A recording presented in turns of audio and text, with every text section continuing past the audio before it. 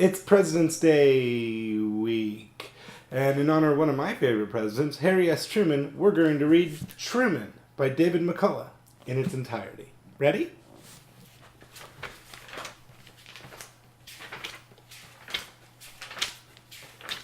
Part 1, Son of a Middle Border. Chapter 1, Blue River County.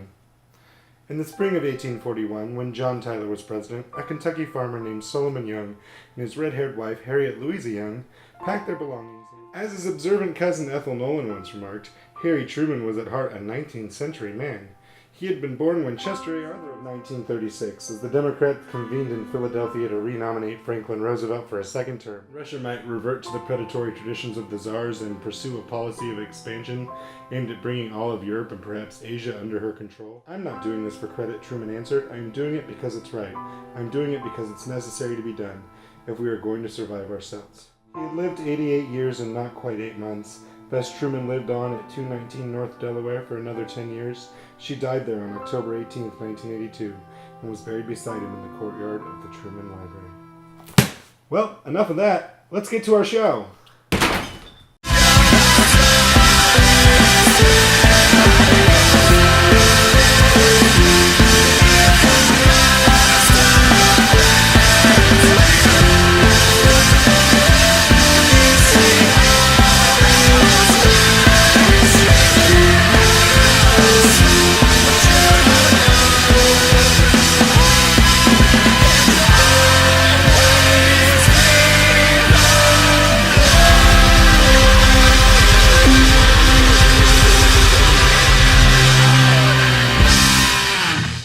So earlier this week, it was President's Day, and we visited the California state capitol to find out who people's favorite presidents are. It was a Sunday, and I was a little bit concerned that I wasn't going to find anybody who knew or cared enough to tell me about their favorite president.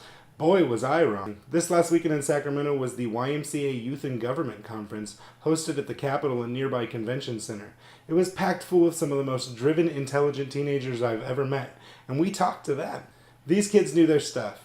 They had a very firm grasp on history and a very developed and mature sense of politics and government. That being said, we kept it pretty apolitical. As one of them wisely pointed out, partisan politics are ridiculous and not even kind of in line with what our founding fathers had in mind. I had a lot of fun talking with these idealistic, aspiring young future leaders of the country, and frankly, some of these kids really blew my mind. Check it out. It's President's Day, and I'm here at the Capitol of California to find out who people's favorite presidents are. Who's your favorite president? My favorite president is Abraham Lincoln. I'd have to say George Washington. Probably tied between Andrew Jackson and Teddy Roosevelt, because both were very independent thinkers. John Quincy Adams is one of my favorite presidents in terms of policy. I think that he would have been very successful in today's age because he was in favor of progressing science and arts and education. James K. Polk. Why James K. Polk? He's one of our only presidents to accomplish all of his campaign goals, and I really think that it's really great when a candidate can say that they've done everything that they've set out to do and everything they've promised to the voters. So just to be able to say that he's done that it's a great accomplishment. Saying who my favorite president is like saying what my favorite dessert is. It's very hard. If I had to narrow it down, I'd have to say 3 presidents: George Washington, JFK, and Theodore Roosevelt. Who's your favorite president? John F. Kennedy. Ronald Reagan. And why is that? Because what I've learned throughout history, I think I love what he stood for, and I love that time period. You love the 80s? Yeah. It's because you weren't alive in the 80s. George Washington. First, he's a humble man, just a man who really didn't take the spotlight, but the spotlight was kind of on him. He's a great war hero. Went back to Mount Vernon, and settled down. Very humble, modest guy. I like that a lot about him. I really admire the fact that he openly opposed the formation of political parties because he knew that they would rip the country apart, My favorite president is Abraham Lincoln. And why is that? He was able to go through party lines and incorporate a lot of different ideas other than his own. And I think he really was able to keep the country together through a very difficult time. He was actually senator from Illinois, and I'm from Illinois, so have a connection to him. And I think what he did was pretty inspirational because even though 2/3 of the country opposed his presidency, he still tried to implement his changes. And even though the Civil War happened, which was something that he couldn't really prevent, he did end slavery, and he believed in what he was confident in what he believed in, and he advocated for his beliefs, and I think that's very admirable. He he incorporated a lot of people who, not only from his own party, but Andrew Johnson, his vice president, a Democrat at the time. Lincoln was a Republican, and the two parties were very divided. In fact, the Civil War was going on. Yet he had a member of the South and a member of the opposite party as his vice president, and members of his cabinet were also part of different factions in his party, and most of them disagreed with him. JFK, he was very charming, very energetic, sprightly guy. He's very good looking too. If I were to have his looks and charisma, it'd be great. His wife is my hero because she's such an inspiration to young women who want to get involved in politics. You had to pick one. Who are you going to pick? I'd have to go with Teddy, actually, because Andrew Jackson, I like the fact that he was a Southerner who was against nullification, but Teddy Roosevelt has been a big influence on my own views on environmentalism.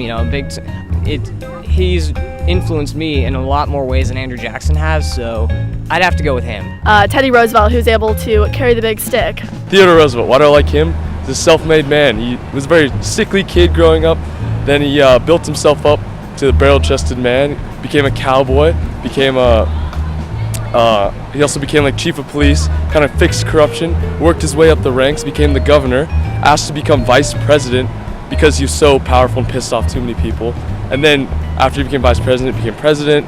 Also at some point he was the secretary of the Navy. He quit his job to become a war hero, San Juan Hill. Just basically all those guys, all those presidents, would take the best characteristics of all those. That'd be my favorite. Cool. So you said John Quincy Adams. My 9th cousin was one of his biggest rivals, and Andrew Jackson actually said that if I had the chance, I would hang him. Do you know who it is? Wrote the Treaty of Ghent. Henry Clay. Cool. Wow, I promise never to make that face again. Did you like the part where I got my own family history wrong? John Q and Henry Clay weren't actually rivals. In fact, in a move that would make Frank Underwood proud, Henry Clay brokered what they called a corrupt bargain to become JQA's Secretary of State. And the quote from Andrew Jackson actually was, "If I only have 2 regrets in my life, it's that I didn't hang Calhoun and shoot Clay." See, I'm not always an idiot. I'm just not as smart as these genius children. They were pretty impressive. I'm sure there's a lot of proud parents out there, as they should be. I can honestly say that when I was 16, the last thing on my mind was appellate courts and judiciary committees, which is probably the reason why I'm always going to be a clown, and these kids are going to be the future leaders of the country. So that's it for our President's Day episode. I hope you guys enjoyed. As always, don't forget to subscribe. Add us on Twitter at @AnIdiot'sArray. Check out TJ at Bruce Thumbs if you need your video game fix. They also have a really cool podcast they just started doing that's hilarious, and TJ's been twitching a lot. And no, not like I've had too much caffeine twitching like playing video games and streaming, and I don't know, it's a new thing. If you liked what you saw in this episode, there are YMCA Youth and Government programs all over the country, from junior high to college level. If you're interested, get involved. It's totally cool. It's never too late to get involved. You can always do some good. Alright, so that's it for this week's episode. Turn in your badge and your gun and get out of my office. See you in 2 weeks. We're in Youth and Government, so we're here. Me and my partner Jackie just did our first trial case, and we won.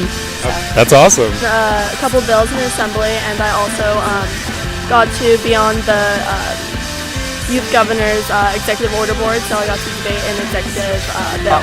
I was in there are different parts of the program, but I was in the appellate court part of the program, and we're going to read, the justices are going to read their opinions in the Capitol building.